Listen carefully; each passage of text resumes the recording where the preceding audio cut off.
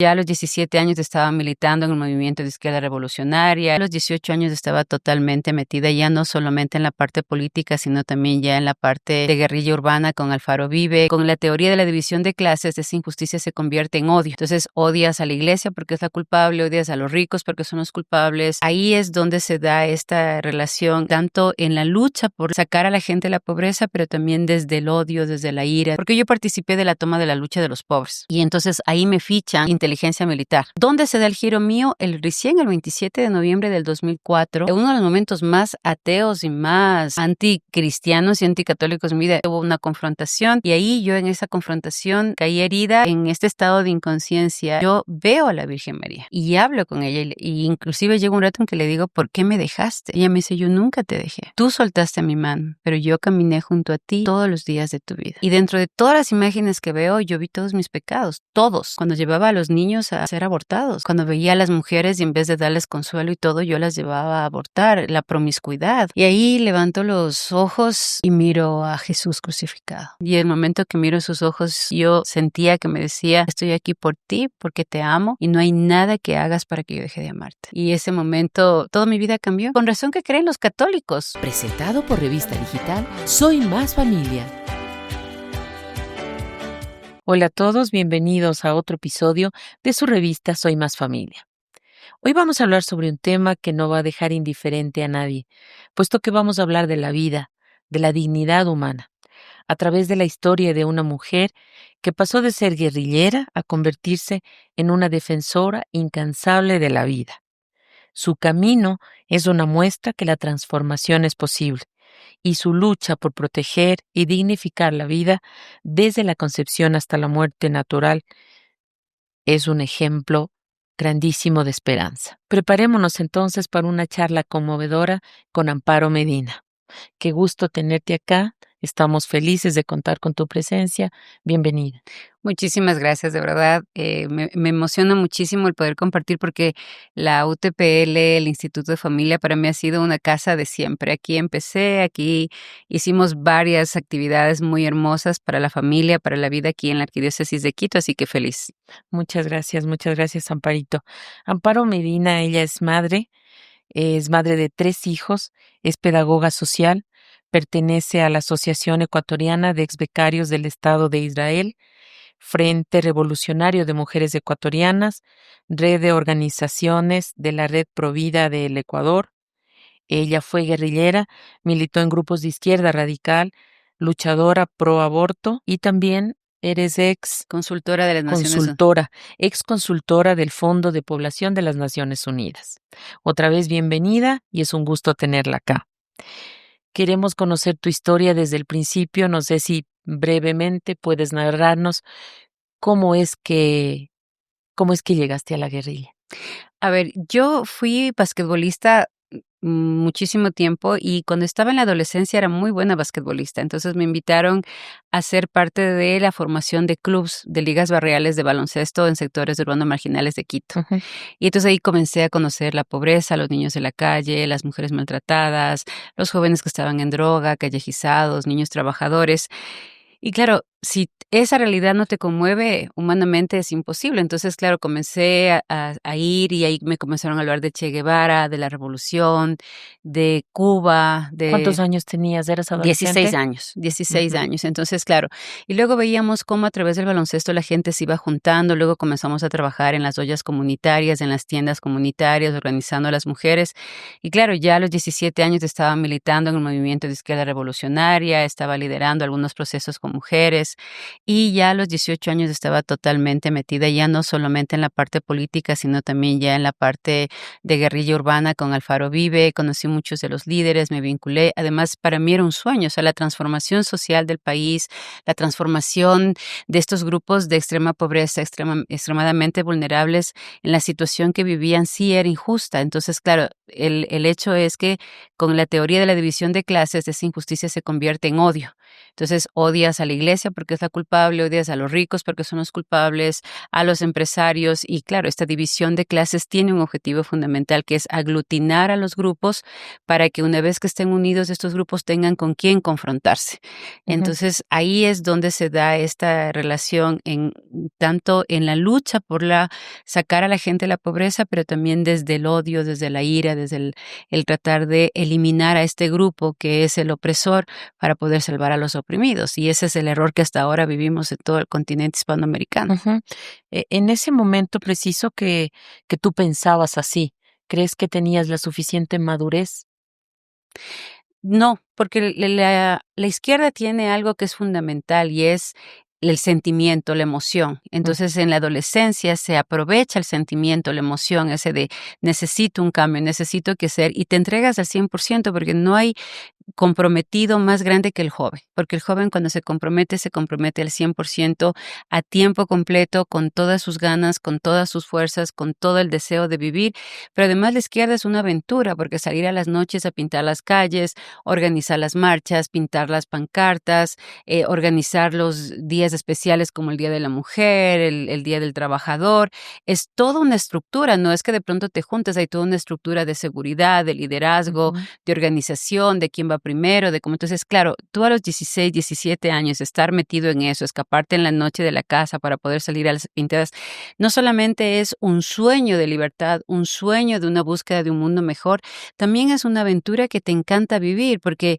estás al filo del peligro. Entonces, claro, esa sensación mm, es la que te enamora y por eso tú ves a las chicas que salen a las marchas de los grupos feministas, pintada los pelos y todo, porque es la pasión, el enamoramiento de la causa. Obviamente de una manera equivocada, porque siempre la izquierda va a buscar el odio de clases y esa es la base con la cual luchan, ¿no? O sea, yo te doy una causa a ti y a partir de esa causa te doy con quién confrontarte y ese confrontarme es el que me une con los demás. ya. ¿Y tus padres qué decían? Bueno, Obviamente no estaban de acuerdo. creo que creo que ahí nos pasa a muchos papás y esa es su mea culpa también, que creo que muchos papás tenemos que hacernos, y es que, claro, yo soy de la época en donde ya nuestras mamás trabajaban. Entonces, claro, trabajaban 8 horas, tenías la empleada en la casa, en el mejor de los casos, y cuando no, pues ya tú 12, 13 años ya te organizabas. Entonces, claro, yo soy de esa generación. Mis papás salían con nosotros 7 de la mañana, nos pasaban dejando en el colegio y regresaban 4:30, 5 de la tarde. Entonces, yo supuestamente tenía el transporte, pero no, yo no tenía transporte. Yo lo que hacía es salir de la clase y volarme al entrenamiento de baloncesto, y ahí teníamos también nuestras reuniones del partido, íbamos a hacer las actividades del partido y claro, yo trataba de estar 4:30, 5 para evitar problemas. Entonces, ya cuando llegaban, todos estábamos organizando, haciendo los trabajos y todo. Mi papá se entera cuando un familiar y un amigo muy cercano de los militares, yo ya estaba en la universidad. Yo ya estaba a punto de egresar de la universidad. Ahí le comunican a mi papá, porque yo participé de la toma de la lucha de los pobres. Ya, Y entonces ahí me fichan inteligencia militar. ya. Y entonces ahí es donde mi papá le llaman y le dicen, o sea, tu hija está fichada acá. Dice, no Ujú. puede ser, o sea, la santa de mi hija, además soy la única mujer en medio de 16 varones, entre primos, hermanos. Ya, Tío, esto claro, mi papá decía, no, imposible, o sea, la no reina de es. la casa, la luz de mis ojos, imposible. No, yo ya estaba fichada y obviamente tuve un problema súper grave, me encerraron, me escapé, huí de la casa Ujú, y yo ya fui directamente a una casa de seguridad. Ahí estuve un tiempo, más o menos mes y medio, con un compañero me dijo, pero ya está todo tranquilo, no te preocupes, ujú. regresa a la universidad porque mi preocupación era, yo ya estoy por regresar, tengo que irme, tengo que regresar y egresar a como dé lugar de la universidad. Y ahí el tercer día de clases entraron al auto. Yo soy el caso cuando entró el carro policial, esa era una camioneta, no recuerdo ahorita el nombre con la que se le conocía, Ujú, entró a la universidad y me sacaron del aula de la universidad. Entonces ahí, bueno, en esa época el que actualmente es el papá de mis hijos, mi esposo, él estaba de vicepresidente del Consejo Estudiantil y él era militante del FADI. ujú. Entonces ahí él organiza absolutamente todo, mueven las cosas y estuve 12 días desaparecida, ¿no? Entonces en esos días, 5 éramos los que fuimos tomados presos y solo 2 sobrevivimos. Luego yo salí como exiliada política para España. Entonces la universidad me ayudó. En ese tiempo estaba una muy querida amiga ahí profesora de la universidad. Bueno, salí para estudiar fuera y regresé ya cuando el gobierno de León Febres Cordero había terminado y empezaba el gobierno de Rodrigo Borja. Y vine como asesora del Cachito Vera. Muchos de mis compañeros, Pueblos Nuevos, En Cachitos ese Veras, tiempo. Guayasamín, Ajá. estaban en el poder, o sea, había una línea política que estaba en manos de ellos y una línea armada que estaba en manos de Arturo Jarrín, del Fausto Basantes, de la Bacha, la Ujú. Bacha Jarrín y yo montamos con el Cachito Ver un proyecto hermoso, ganamos un montón de premios internacionales, el primer proyecto de educación preescolar no formal bilingüe del país. Ujú. Entonces, se llama Pronepe, hasta ahora existe o ya en otra línea, pero digamos que fue el primer proyecto en toda Hispanoamérica en donde recuperamos este principio de educar a los niños desarrollando sus destrezas, pero incluyendo la parte bilingüe, que era la parte indígena, ¿no? Ujú. Entonces ahí regresé y me quedé aquí en el Ecuador. ¿Cuándo es que tú sales de la guerrilla y te reinsertas en la sociedad? En 1992, Rodrigo Borja dio la posibilidad de dejar las armas, pero ahí tuve otra, fui vuelta a tomar presa en la del famoso 500 años en contra de la conquista española. Y yo tenía ya una hija de 2 años. Ujú. Entonces eso fue lo peor que me podía haber pasado. Mi hija se quedó en manos de una compañera, llamaron a mis papás, yo ya no vivía con mis papás. Bueno, mi papá ahí me puso el ultimátum, me dijo, o sea, ya estás grande, o sea, no te voy a devolver a tu hija. Bueno, fue un problema súper Ujú. fuerte. Y dije, sí, o sea, ya no más, no más, no más, no más. Y me acogí a pesar de que organizamos la primera toma indígena del país, pero yo ya en otro ámbito más político, digamos, ¿no? Ujú. Pero sí, o sea, sí fue una época muy especial, pero sí, yo ya 1990, si no me equivoco. Sí, yendo al 91, 1991, porque luego mi hija tenía apenas meses de nacida, sí, 1991. Ujú. Entonces, tú sales ya de este espacio y luego vas al lado absolutamente contrario.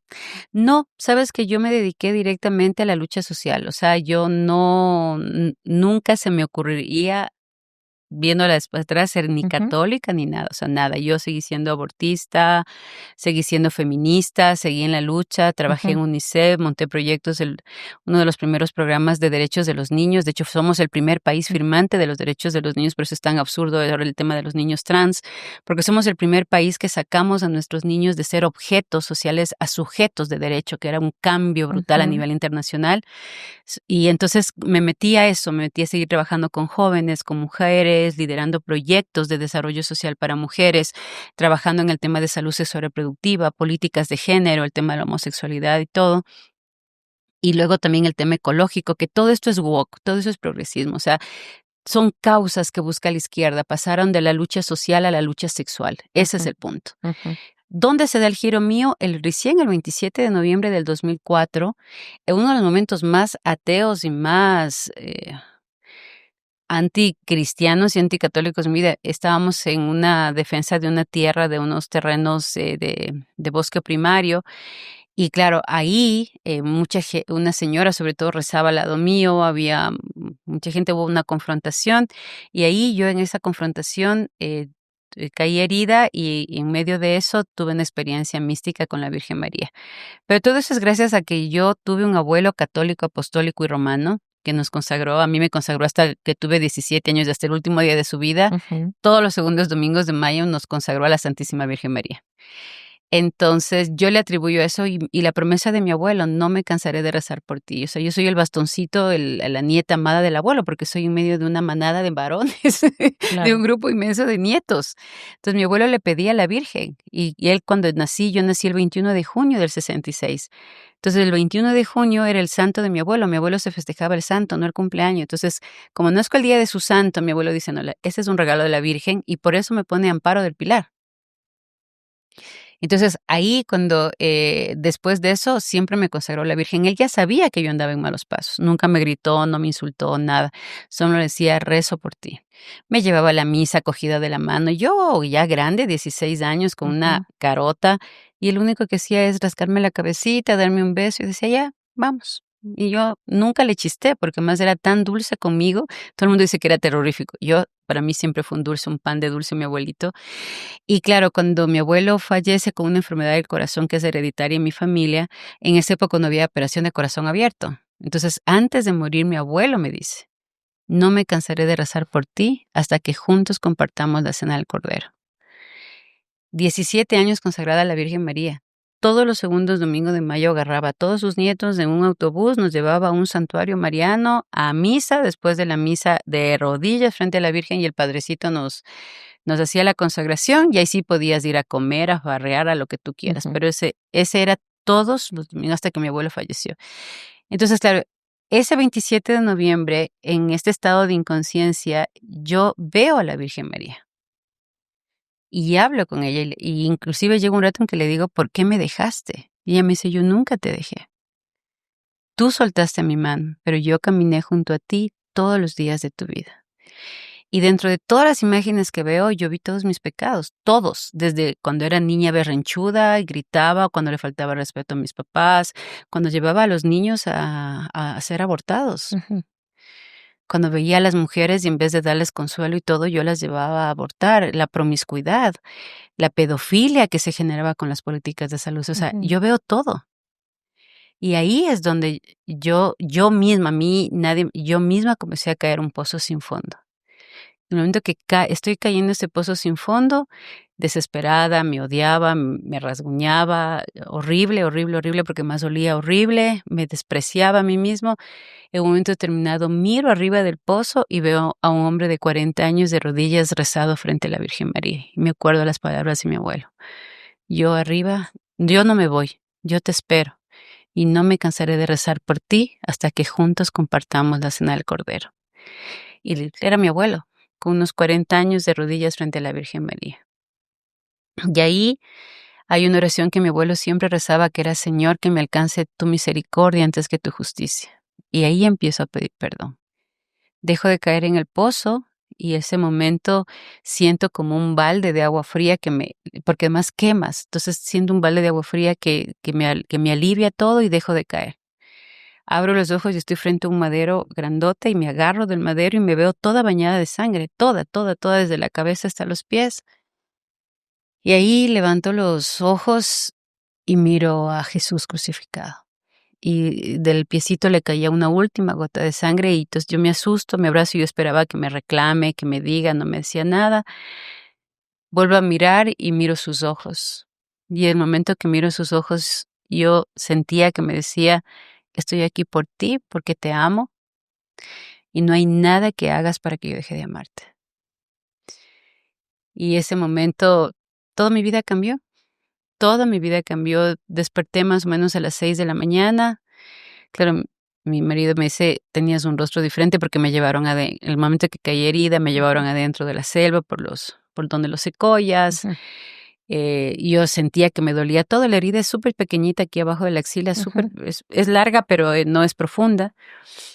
Entonces, claro, el Javier me decía: no, no te vayas, ya no puedo más. Yo sentía que me moría, o sea, para mí me habían disparado de la cabeza a los pies, me dolía todo, todo, todo, todo, no quería que nadie me toque, estaba desesperada, lloraba del dolor, me decían que no pasa nada.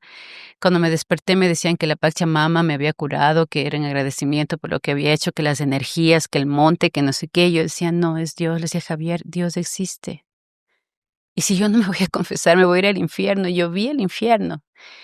Entonces, ahí regresé. La Virgen María, antes de despedirse, me dijo con quién tenía que hablar, con el padre Ramitos, me dijo dónde vivía. Mi esposo pensó que estaba loca, me llevó donde 3 psiquiatras, pero cuando llegué donde la casa donde me dijo la Virgen María que vaya, efectivamente estaba el padre Ramitos ahí. Él no podía creer, y el padre Ramitos, cuando me ve, ya era viejito, alto, me dice, alza los ojos del cielo y dice: bendito sea Dios, había una hija perdida y hoy ha vuelto a casa. Se le fueron las lágrimas y yo dije: ah, con razón que creen los católicos. Si es así, yo así toda, yo no diferenciaba nada, o sea, nada, nada para mí. Yo vivía en el cielo ese momento. Entonces, ahí, pues no, luego me mandaron donde el padre Odmar y el padre Odmar me ayudó en este tema del discernimiento y fui comprendiendo que realmente había sido un regalo de Dios, Y que era allí una cuando ya misericordia. despertaste, o sea, en ese momento que, digamos, despertaste a Dios, ¿tenías cuántos años? Yo tenía, a ver, tengo 58, del 2000, restemos del 2004 menos 1900, tenía 34, 35 años. Yo por ya era ahí. grande, claro, yo ya era grande. Y ya tenías una hija. 3 hijos. Ya Yo tenías tus 3 sí, yo hijos. estaba totalmente perdida, o sea, ya te digo, o sea, si a mí me preguntabas esa misma semana, ese mismo día antes de ir al Oriente, si me decías: "Oye, vas a ser católica", yo me reía. Para mí el catolicismo era lo peor que me podía pasar, o sea, nosotros hacíamos barbaridades contra la iglesia. Ujú, O sea, imagínate que metíamos mujeres con ujú. los curitas para sacarles o sea, no, no, no, era terrible. O sea, la izquierda es una izquierda de odio, es un espacio en donde de destrucción, o sea, tienes que destruir. Y yo sí, y siempre les digo a mis compañeros o a mis amigos de izquierda cuando me molestan, le digo: "Pero a ver, tú cuando sientes que alguien te ataca y odias a esa persona, ¿por qué es? Porque le sabes más fuerte, ¿no? Porque sabes que por ahí ese grupo es más fuerte, es un camino verdadero. Entonces, ¿por qué atacan a la Iglesia Católica? Porque es un camino verdadero, es un poder más grande que el del demonio. Entonces, claro, yo tengo que atacar a lo que yo sé que es fuerte. O sea, es increíble que los mismos diabólicos, la iglesia satánica, crea más en la presencia de Cristo en la Eucaristía que muchos de nosotros. O sea, imagínate que nos robamos las Eucaristías para hacer actos satánicos en burla de. Entonces, eso es algo que marca tu alma, marca tu vida. O sea, yo cuando comprendí todo eso, o sea, el momento que yo me condené a mí misma y ya no quise estar más en la presencia de Jesucristo, yo mismo le flagelaba, yo mismo le crucificaba.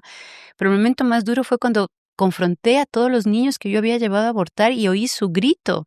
Su grito se transformó en una lanza que traspasó el corazón de Jesús y pude mirar a los niños que había llevado a abortar. Entonces, eso te cambia la vida, te transforma, porque dices: "Señor, o sea, hay un nivel de trascendencia, y todo lo que yo hago aquí, todo lo que yo hago aquí queda escrito en el libro de mi vida, y Ujú. un día lo voy a tener que confrontar". Y luego, ¿cómo te recibe la sociedad? Que solemos juzgar demasiado. ¿Cómo es esta inserción? O sea, dice, cómo ir a Amparo y ahora viene como que nada ha pasado. ¿Cómo te reciben No, o te fue acogen? no, no, no, fue súper duro de lado y lado. O sea, Ujú, haz cuenta que yo trabajaba con Dolores Padilla, tuve una confrontación terrible de las feministas más fuertes del país. Yo era sí, como un brazo derecho de muchos de sus proyectos. Ella me cogió y me dijo: "O contra mí, o conmigo o ujú, contra mí.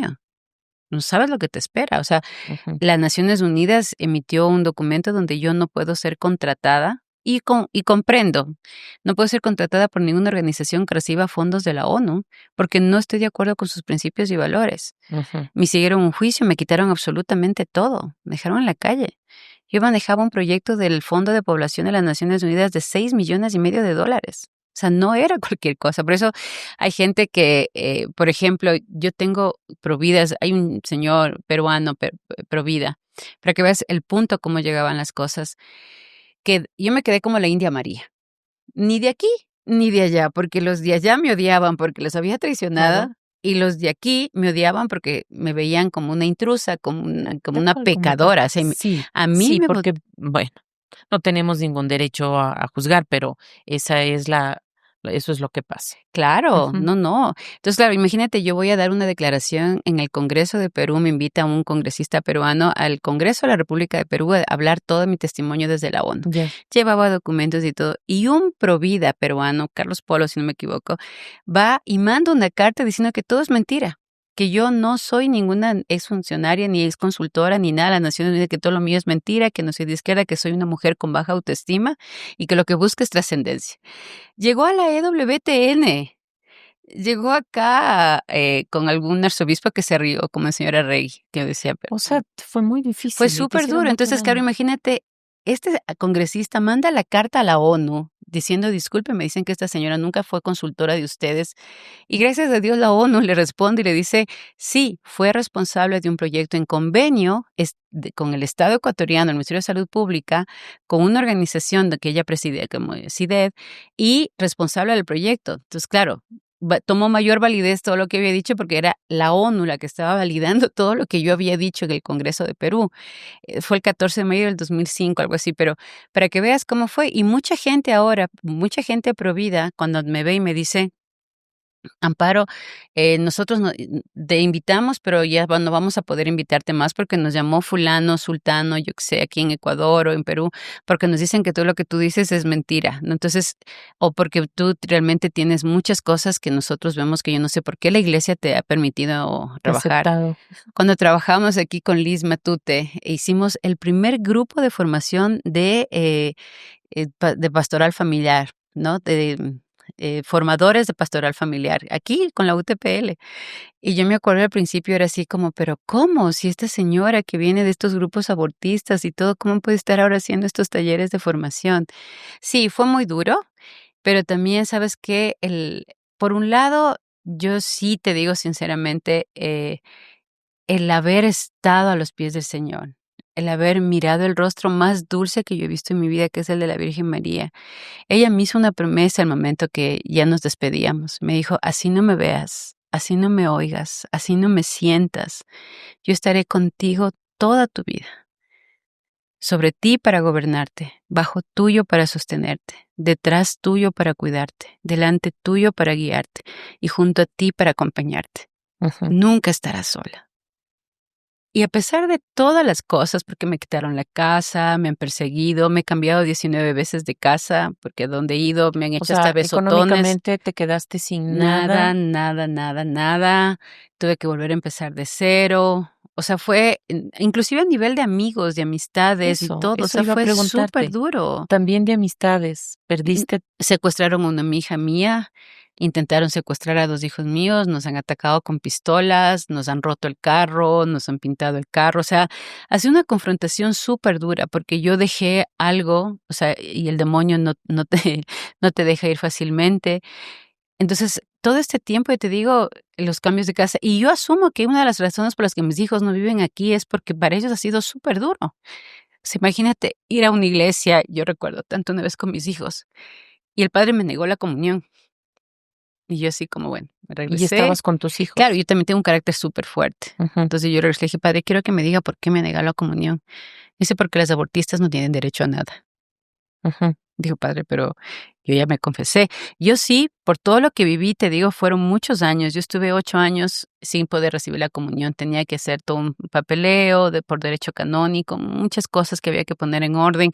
Entonces yo iba a misa, pero cuando ya se me autorizó recibir la comunión, claro, fue súper, para mí fue lo más grande que pude haber recibido en mi vida, fue así, o sea, es el regalo más grande que Dios me puede haber dado. Entonces, sí, todo eso ha sido súper duro, pero sobre todo la persecución de afuera y de adentro. Yo creo que esa es la parte más dura, porque, eh, a ratos no cuajas de muchas de las cosas, o sea, yo sí te digo, yo agradezco mucho, por ejemplo, el apoyo que ha tenido Monseñor Arregui, para mí ha sido una guía y un sostén súper fuerte cuando ha habido situaciones súper duras o le han llamado a él a preguntarle: "Oigan, me dicen que esta señora es mentira todo lo que dicen". O sea, Monseñor Arregui siempre les decía: "Yo conozco su testimonio y pueden tener confianza", ¿no? Ujú. Entonces, monseñor Danilo aquí, trabajamos años de años, monseñor Vela fue como un papá, o sea, monseñor Vela, hagamos un proyecto para salvar mujeres del aborto.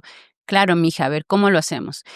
Cardenal Vela, queremos montar un carro. A ver, ya yo pongo mi nombre, hagamos un encuentro de empresarios y saquemos el carro para difundir el evangelio de la vida y la familia.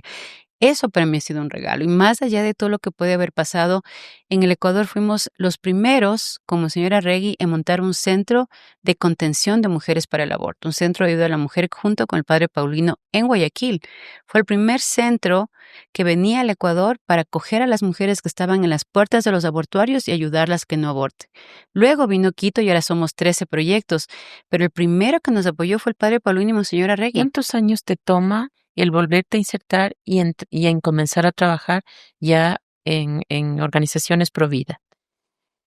A ver, yo, luego del padre Ramitos ya no me pudo ayudar, luego vino el padre Otmar y vino el padre Fernando Rea. que justo era responsable de la pastoral familiar. Eres como mi guía espiritual. Estoy hablando del 2006, 2007. Entonces él se me dijo, Amparo, tu misión es ser provida. Yo no, padre, yo no puedo ser. Eso es un mal chiste de Dios, de pro aborto, pro vida. No. Justo se dio el tema de la pastilla de emergencia.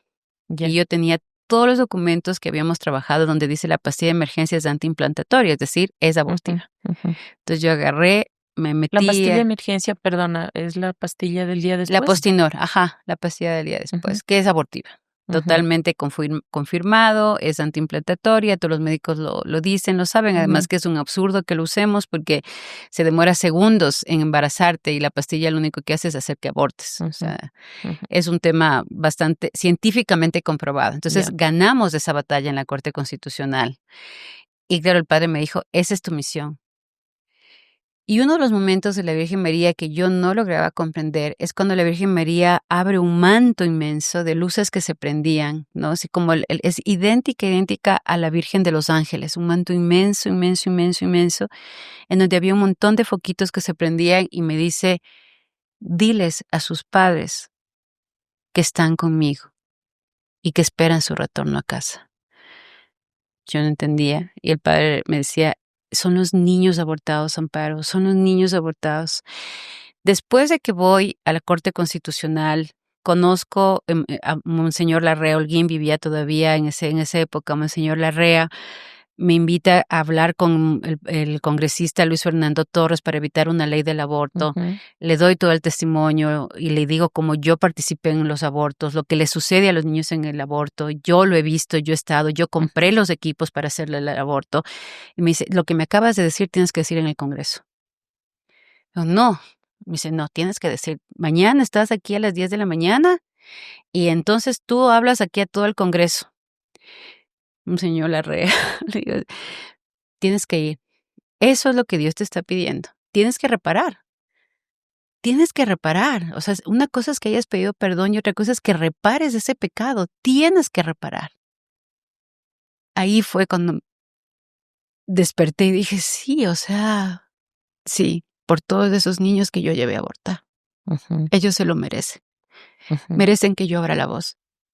Y ahí me paré. Y en el Congreso dije absolutamente todo. En esa época todavía era bastante guerrillera, así como muy, muy fuerte también. Sí. Y claro, bendito sea el Señor, volvimos a ganar. Volvimos a ganar. En el Congreso no hemos perdido nunca. En la Corte Constitucional sí nos han pasado todo, el aborto, la eutanasia y todo con 6 votos.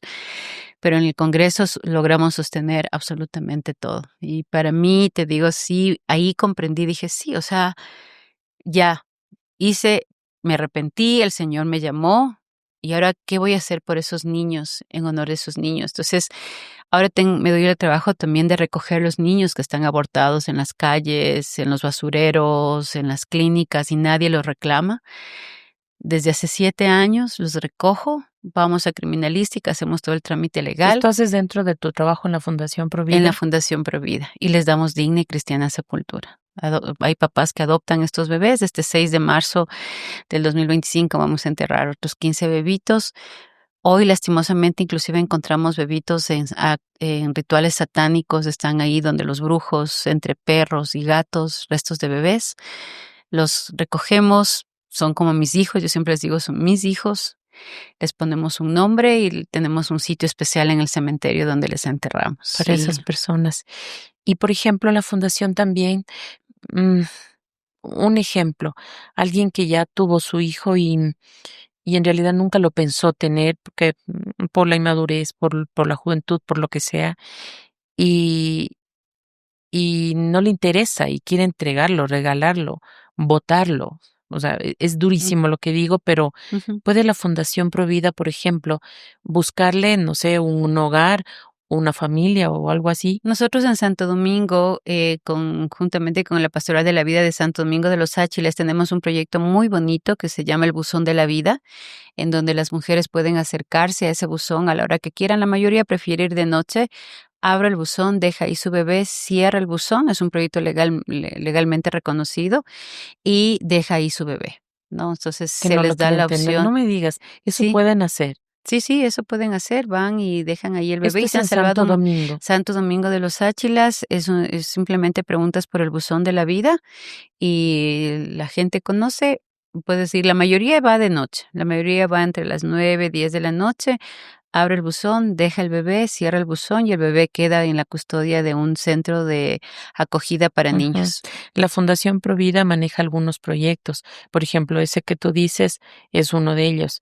También tienen, no sé, pueden ayudarles a las mujeres que están embarazadas y que están pensando abortar para que no lo hagan. Sí, nosotros somos la Fundación Creciendo Contigo Mujer. Estoy ahorita como presidente. Tenemos varios proyectos. Entre ellos es el acoger a madres que viven situaciones de extrema vulnerabilidad en general. Ujú, Hay dos tipos de proyectos. Uno de contención, que es un proyecto en donde estamos en la puerta del abortuario. Estamos aquí en los abortorios de la prefectura de Pichincha. Vamos ahí, nos paramos ahí y a las chicas que están ya entrando a abortar se les da la alternativa de salvar las dos vidas. Ese es un proyecto de contención. El otro proyecto que tenemos es este proyecto de acogida, que es un proyecto preventivo. Entonces, todas las mamás que están embarazadas y viven alguna situación especial son acogidas. Por ejemplo, trata de personas. Chicas que fueron raptadas a los 14, 15 años, a ujú, los 23, 24 se las logra rescatar o se las encuentra en basureros. Embarazadas de 4 o 5 meses vienen a la fundación, tienen casa de refugio, porque tenemos convenios con varias casas refugio, ujú. se les da formación, acompañamiento, se les da todo lo que es la ayuda legal, psicológica que necesitan, personas que viven en prostitución, chicas en extrema pobreza, callejizadas, migración forzosa. Ahora tenemos 7 casos de personas que vienen de la guerra de Colombia, que les han quemado todo, les han matado a los chicos, a una de las parejas jovencita le dispararon y uno de los tiros le dio al niño en la cabeza. Eso Ujú, provocó que el niño tenga ahora un severo retardo mental. Y aparte de eso, acaba de dar a luz un niño de 15 años, tienen apenas ellos 19, 21 años, viven vendiendo caramelos en la calle. Entonces, a ellos les damos despensa, ayuda psicológica, ayuda legal, ayuda espiritual. En mayo y en diciembre bautizamos a los niños, entonces ayudamos para que reciban el sacramento del matrimonio. Tenemos talleres de formación, difundimos el método Creighton y el método Billings para reconocimiento natural de la fertilidad.